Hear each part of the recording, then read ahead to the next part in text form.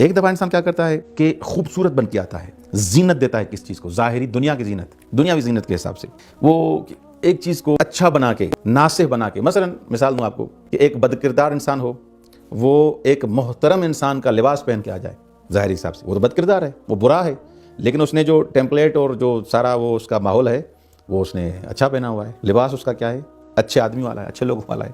دیکھیں یہ حضرت آدم اور حضرت حوا کے پاس بھی گیا تو اس نے کیا کہا، وَقَاسَمَهُمَا إِنِّي لَكُمَا لَمِنَ النَّاصِحِينَ. دیکھیں اس نے قسم کھائی، یہ سورہ اعراف کی آیت نمبر 21، کہ میں آپ کا خیر خواہ ہوں.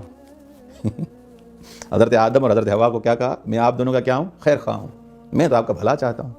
بھلا کیا چاہا، ان کو بیچ سے نکال دی. یعنی ظاہری حساب سے یہ جو افراد آتے ہیں خراب کرنے، یہ خیر خواہ بن کے آتے ہیں، پھر سارا معاملہ خراب کرتے ہیں.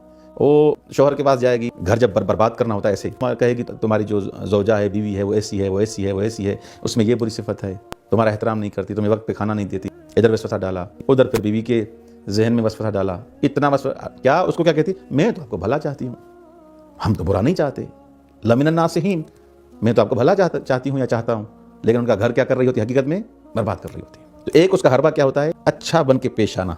ہم تو یہ سمجھتے ہیں کہ ہمیشہ ہمیں برائی کی دعوت دے گا، یہ کرے گا، وہ کرے گا، نہیں، کبھی کبھی اچھائی کا لباس پہن کے پھر خراب کر رہا ہوتا ہے.